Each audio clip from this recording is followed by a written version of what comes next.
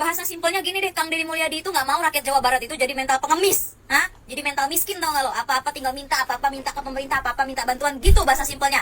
Ya, ditambah suami Najkal yang suka ngeluh badannya pegalinu tapi pijatnya dipijat plus-plus. Juga memohon agar Bapak mengirim para politisi yang cuma omong-omong saja ke barak militer. Ada apa ini? Ya, kejadiannya makin crowded ya.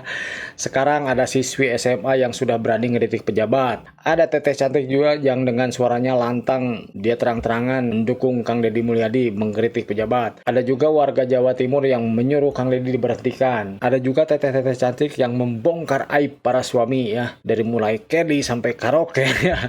Ini seru untuk disimak ya. Saksikan dulu videonya, nanti seperti biasa kita akan reaksi di akhir video ya. Yuk kita saksikan dulu yuk.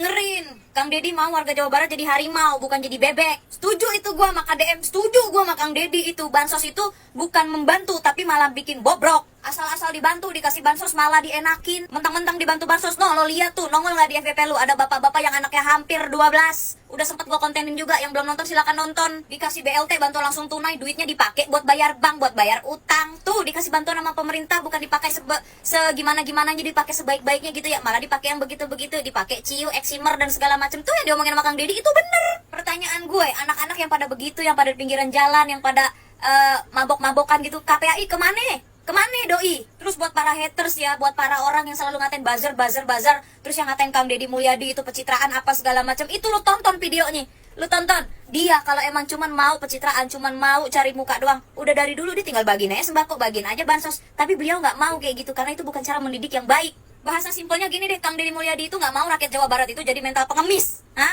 Jadi mental miskin, tau nggak lo? Apa-apa tinggal minta, apa-apa minta ke pemerintah, apa-apa minta bantuan, gitu bahasa simpelnya. Nggak ngerti juga, ya udah lu sekolah lagi deh, lu ulang deh. Dari sebelum Kang Deddy Mulyadi itu jadi gubernur, beliau sudah mengerjakan hal-hal seperti itu. Jadi kalau lu pada bilang Kang Deddy Mulyadi pencitraan, iya pencitraannya bertahun-tahun. Konsisten tuh, pencitraannya konsisten tuh. Hah, konsisten. Hari gini mana ada pencitraan konsisten, sayang, nggak ada. Makanya semuanya ketebak kalau pencitraan cuman pas kampanye doang, karena semuanya pencitraan. Kalau Kang Deddy mau pencitraan dari dulu, dari zaman baheula doi udah pencitraan. Jujur ya, jujur, gua tuh dari dulu emang nggak terlalu suka sama namanya bantuan pemerintah bansos itu ya. Kayak maksud gua, bukannya gua nggak setuju 100% nggak setuju, enggak, tapi gua lebih ke kayak ini kalau misalkan ditolong terus pakai bansos gitu ya, lama-lama tuh masyarakat tuh pemikirannya jadi kayak, oh ya udahlah nanti juga dibantu kok sama pemerintah, nanti juga dapat bansos kok, tinggal daftar aja, tinggal bikin surat keterangan tidak mampu aja dan segala macam, dapat deh bansos. Nah akhirnya timbullah tuh pikiran-pikiran, ya udahlah gue bikin anak lagi aja, banyak anak banyak rezeki, bla bla bla bla bla. Ya udahlah hari ini duitnya dipakai buat yang lain aja, besok kan bansos turun dan segala macamnya.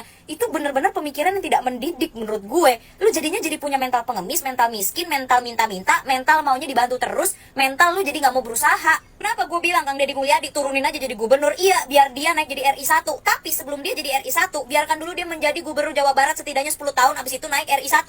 Ya, kasih dulu sekarang Bapak Prabowo Subianto untuk menjabat, kalau bisa 2 periode juga ya. Jadi nanti abis dari Bapak Prabowo udah lumayan rapi, udah lumayan tertata, diganti sama Kang Deddy Mulyadi, pasti jadinya perfect alias sempurna. Karena menurut gua kalau masa jabatan cuma 1 periode atau 5 tahun, menurut gua kinerjanya kurang terlihat gimana-gimana gitu ya. Tapi kalau udah 2 periode 10 tahun itu biasanya baru hasilnya kelihatan, karena 5 tahun pertama itu pasti awal-awalnya kan masih penyesuaian dulu, masih penilaian dulu, peninjauan dulu, ini itu. Nanti kelar-kelar dikerjainnya ya kelar periode kedua udah mulai rapi lah. Udah Kang Deddy Mulyadi, Bapak Aing, tenang-tenang aja di situ dulu ya, tenang-tenang dulu jadi gubernur ya 2 periode. Abis itu kalau mau naik jadi RI 1, gua dukung paling depan, Pak. Gua nggak kebayang kalau Kang Deddy Mulyadi yang jadi presiden gimana. Buat KPAI udah mendingan lu ngurus kereta api aja, nggak usah ngurusin anak. Buat KPAI ya, ngurusin kereta api aja, jangan ngurusin anak. Surat terbuka untuk Kang Deddy Mulyadi selaku Gubernur Provinsi Jabar. Saya sebagai warga Jabar ya ingin memberikan saran terhadap salah satu program kerja Bapak, ya ini adalah pelatihan militer untuk anak nakal. Itu bisa diaplikasikan terhadap suami-suami najkal ya Pak ya. Suami najkal yang bilangnya lembur kantor pada lagi karaoke Mangku Elsi. Suami najkal yang main golep, bukannya main golep malah ngaherian kedi, ari ke istri pelit ya Pak ya. Tapi pas ngetips ke kedi, royal teh siga anu boga lapangan ya. Ditambah suami najkal yang suka ngeluh badannya pegalinu tapi pijatnya dipijat plus-plus. Itu mungkin bisa diberikan pelatihan akhlak Pak di barak militer untuk selama-lamanya ya. Ini mengantisipasi adanya ide dari para bunda-bunda untuk menjadikan suami najkalnya sebagai tumbal pesugihan Pak.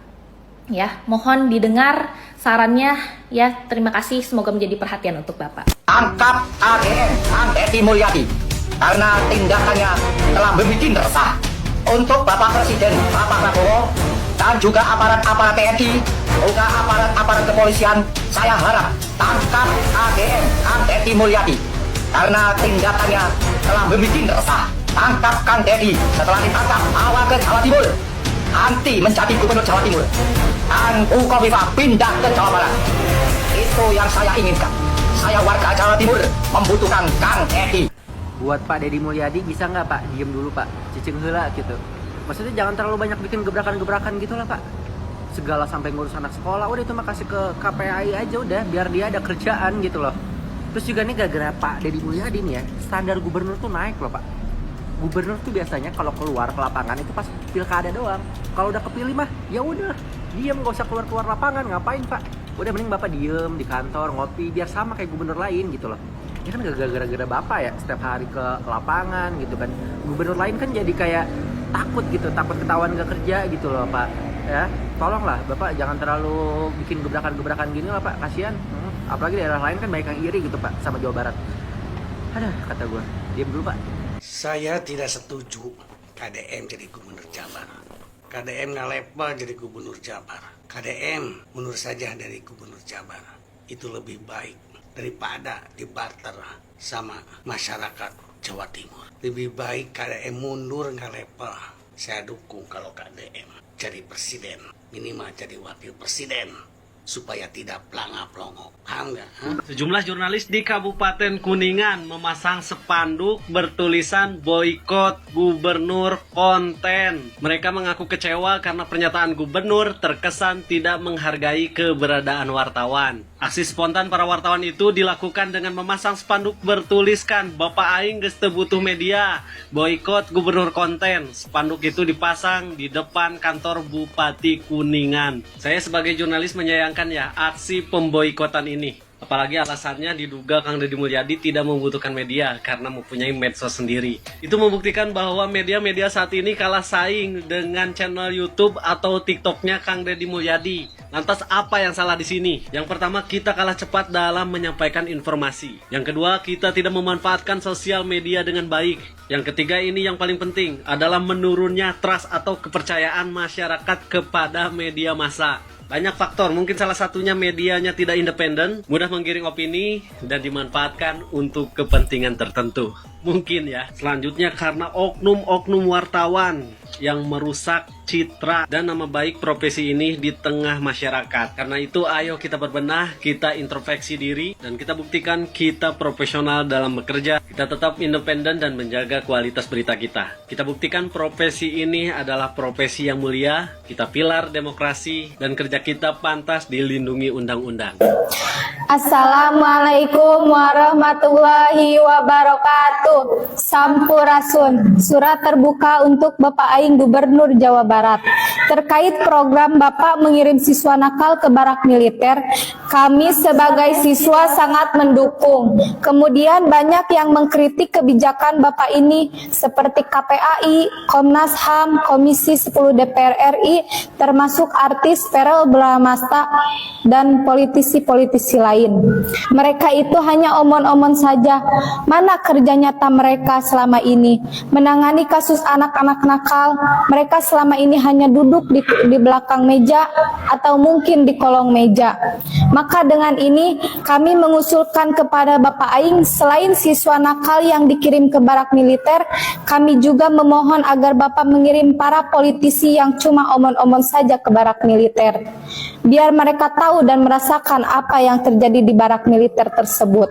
Sehingga tidak hanya komentar miring yang mereka lakukan. Sekian, terima kasih. Sampurasun. Wassalamualaikum warahmatullahi wabarakatuh. Gimana menurut kalian guys? Ya, ini warganet sudah mulai ramai ya, sudah mulai berani menyuarakan. Coba kalian bayangkan, kenapa ini bisa terjadi? Ya menurut saya ini karena pemimpinnya merespon hal-hal gini ya. Jadi masyarakat merasa terlindungi, ngomong apapun juga merasa tenang gitu ya.